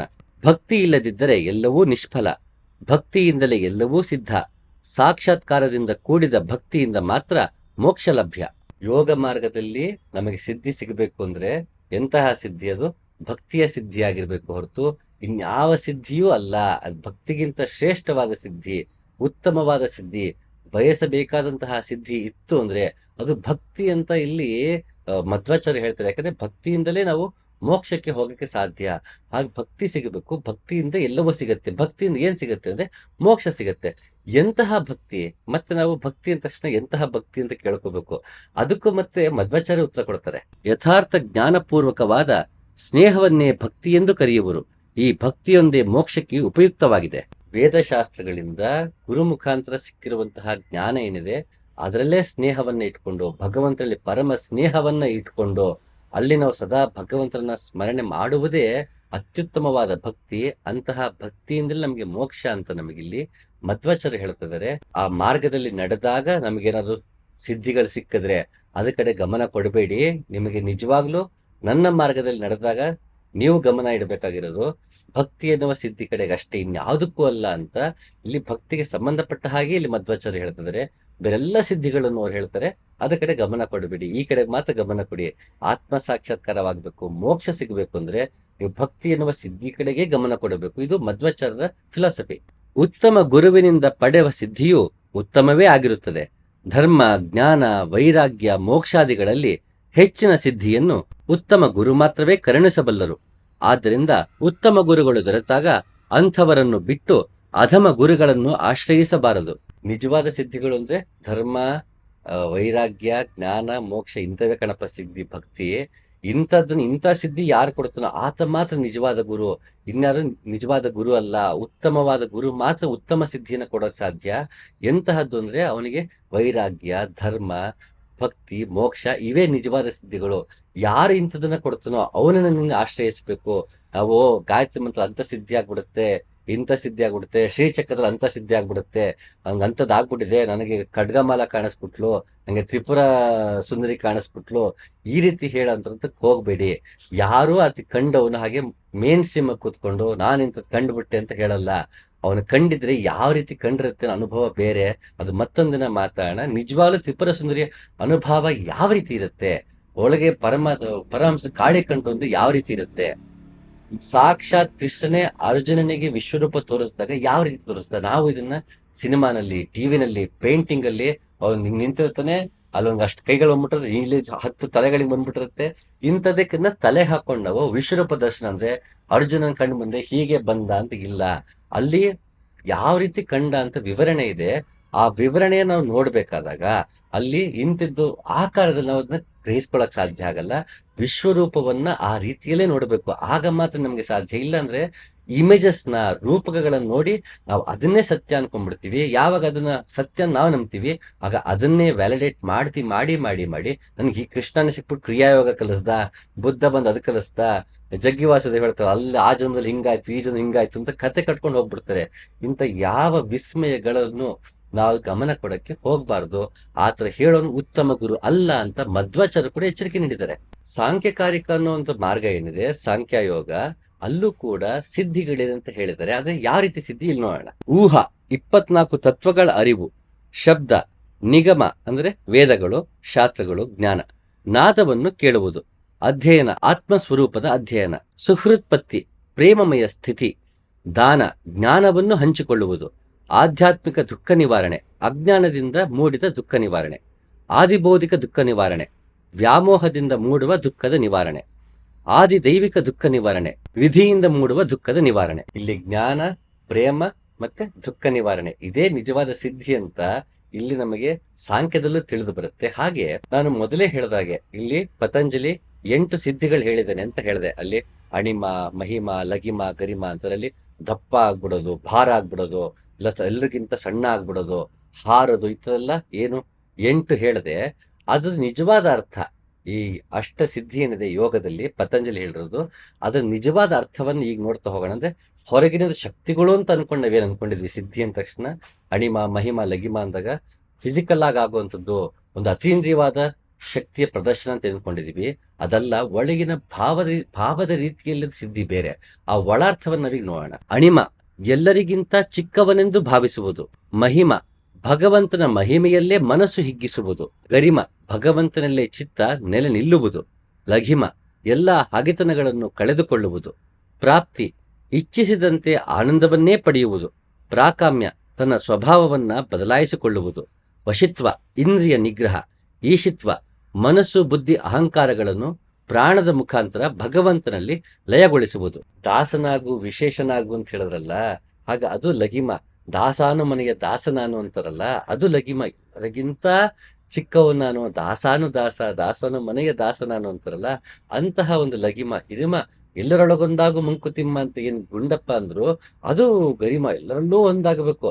ಅಂತಹ ಸಿದ್ಧಿ ಪಡಿಬೇಕು ಹೊರತುವೆ ನಾನು ಇಷ್ಟು ಕೆಜಿ ಇದ್ದನು ಅಷ್ಟು ಕೆಜಿ ಆಗ್ಬಿಟ್ಟೆ, ನಾನು ಇದು ನೀರ್ ಮೇಲೆ ನಡೆದ್ಬಿಟ್ಟೆ, ಇಂಥದೆಲ್ಲ ಮಾಡಿ ಸಮಾಜಕ್ಕೆ ಯಾವ ಪ್ರಯೋಜನವೂ ಇಲ್ಲ. ಆ ರೀತಿ ಪ್ರಯೋಜನ ಇದ್ದಿದ್ರೆ ಲಾಕ್ಡೌನ್ ಆಗಿ ಕೊರೋನಾ ಬಂದಾಗ ಇಂಥವರೆಲ್ಲ ಬರಬೇಕಿತ್ತು. ಇವರೆಲ್ಲ ಎಲ್ಲಿ ಹೋಗಿದ್ರು ನಂಗೆ ಅರ್ಥವೇ ಆಗೋದಿಲ್ಲ. ಇವತ್ತು ಲಾಕ್ಡೌನ್ ಅಲ್ಲಿ ಕೊರೋನಾ ಮಾತ್ರ ಅಲ್ಲ, ಇವತ್ತು ಕೂಡ ಎಷ್ಟೆಲ್ಲ ಸಮಸ್ಯೆ ಇದೆಯಲ್ಲ, ಹೋಗಿ ಬಗೆಹರಿಸಿ. ಇಲ್ಲಿ ಕೂತ್ಕೊಂಡೇನೆ ಅಲ್ಲೆಲ್ಲೋ ಹೋಗ್ಬಿಟ್ಟು ಅಲ್ಲಿ ಫೌಂಟೇನ ಅಥವಾ ಲಿಂಗಾನ ಅಂತ ಕೂತ್ಕೊಂಡಾರ ಹೇಳ್ತಿದ್ ನೋಡಿದೆ. ಆಸ್ಟ್ರಲ್ ಬಾಡಿ ಟ್ರಾವೆಲ್ ಅಂತ ಇರೋ ಸಮಥಿಂಗ್ ಅಂತ ಅದು ಮಾಡಿ ನಾವು ಹೋಗಿ ನೋಡಿದೀನಿ. ಅದು ಫೌಂಟೇನ್ ಅಲ್ಲ, ಅದು ಶಿವಲಿಂಗ ಅಂತ ಯಾರು ಹೇಳ್ತಾ ಇದ್ರು. ನಿನ್ಗೆ ಅಷ್ಟು ಗೊತ್ತಿದ್ರೆ ಟೆರರಿಸ್ಟ್ಗಳನ್ನ ಹುಡ್ಕೊಂಡು ಹೋಗಿ ಒದ್ದಾಡ್ತಾರೆ, ನಕ್ಸಲೈಟ್ಸ್ ನ ಹುಡ್ಕೊಂಡು ಒದ್ದಾಡ್ತಾರೆ ಪೊಲೀಸ್ಗಳು. ಇಲ್ಲೇ ಕೂತ್ಕೊಂಡು ನಕ್ಸಲೈಟ್ಸ್ ಎಲ್ಲಿ ಕ್ಯಾಂಪ್ ಹಾಕಿದ್ದಾರೆ ಅಂತ ಹೇಳ್ಬೋದಲ್ಲ. ಇಲ್ಲೇ ಕೂತ್ಕೊಂಡು ಟೆರರಿಸ್ಟ್ಗಳು ಎಲ್ಲಿ ಬಿಡಾರ ಹಾಕಿದ್ದಾರೆ, ಎಷ್ಟೋ ಜನ ಕಳ್ಳರು, ಮೋಸಗಾರರು ಕೊಲೆ ಮಾಡೋ, ಸುಲಿಗೆ ಮಾಡೋ ಔಸ್ಕೊಂಡು ಎಲ್ಲೆಲ್ಲೋ ಕೂತಿರ್ತಾರೆ. ಅಂಡರ್ಗ್ರೌಂಡ್ ಆಗೋದು ಅಂತಾರಲ್ಲ. ಆಗ ಇರೋವಾಗ ನೀವು ಹೋಗಿ ಪೊಲೀಸ್ ಕೇಳಿ, ಆ ಟೆರರಿಸ್ಟ್ ಅಲ್ಲಿ ಔಸ್ಕೊಂಡು ಕೂತಿದ್ದಾನೆ ಅಂತ. ನೀವು ಬರೀ ಇಷ್ಟಕ್ಕೆ ಮಾತ್ರ ಬಳಕೆ ಆಗತ್ತ, ಸಮಾಜದ ಒಳಿತಿಗೆ ನಿಮ್ಗೆ ಶಕ್ತಿ ಬಳಕೆನೇ ಆಗಲ್ವಾ? ಅಲ್ಲಿ ನೀವು ತೋರಿಸ್ಬೋದಲ್ಲ. ಯಾವ ವ್ಯಕ್ತಿ ಸಮಾಜದ ಒಳಿತಿಗೆ ಬಳಸ್ತಿಲ್ವೋ ಅಂತ ಶಕ್ತಿ ಕಟ್ಕೊಂಡು ಏನ್ ಪ್ರಯೋಜನ? ಇಂತಹ ಡಂಬಾಚಾರಗಳ ಕಡೆಗೆ ಗಮನ ಕೊಡದೆ, ಯಾವುದೇ ಧರ್ಮದ್ದಾಗಿರ್ಲಿ, ಯಾವುದೇ ಮತದ್ದಾಗಿರ್ಲಿ, ಅಂತ ಕಡೆಗೆ ಗಮನ ಕೊಡದೆ ನಿಜವಾಗ್ಲೂ ಯೋಗ ಇರುವುದು ನಮ್ಮನ್ನು ನಾವು ಕಾಣ್ಕೊಳ್ಳಕ್ಕೆ, ಎಲ್ಲರನ್ನೂ ಪ್ರೀತಿಸಿ, ಎಲ್ಲರನ್ನೂ ಪ್ರೀತಿ ಪಡೆದು ಅದಷ್ಟನ್ನು ಭಗವಂತನ ಅರ್ಪಿಸಿ ಪ್ರೇಮಮಯವಾಗಿ ಜೀವನವನ್ನ ನಡೆಸೋದಕ್ಕೆ ಹೊರತು ಮತ್ತಿನ್ನೇನಕ್ಕೂ ಅಲ್ಲ. ಹಾಗಾಗಿ ಎಲ್ಲರೂ ಅಂತಹ ಕಡೆಗೆ ಗಮನ ಕೊಟ್ಟು, ಎಲ್ಲರೂ ಸತ್ಯಚಿತ್ ಆನಂದದ ಕಡೆಗೆ ಗಮನವನ್ನ ಕೊಟ್ಟು ಯೋಗ ಮಾರ್ಗದಲ್ಲಿ ನಡಿಬೇಕು ಅನ್ನೋದು ನನ್ನ ಆಸೆ. ಹಾಗೂ ಇಷ್ಟು ಹೇಳಿದ ಎಲ್ಲಾ ದಾರ್ಶನಿಕರ, ಯೋಗಿಗಳ, ಸಂತರ ಆಶೆ ಆಗಿದೆ. ಅಂತಹ ಆಶೆ ಈಡೇರಲಿ ಅಂತ ಹೇಳ್ತಾ ಮತ್ತೊಮ್ಮೆ ಸಿಗ್ತೀನಿ. ನಮಸ್ಕಾರ.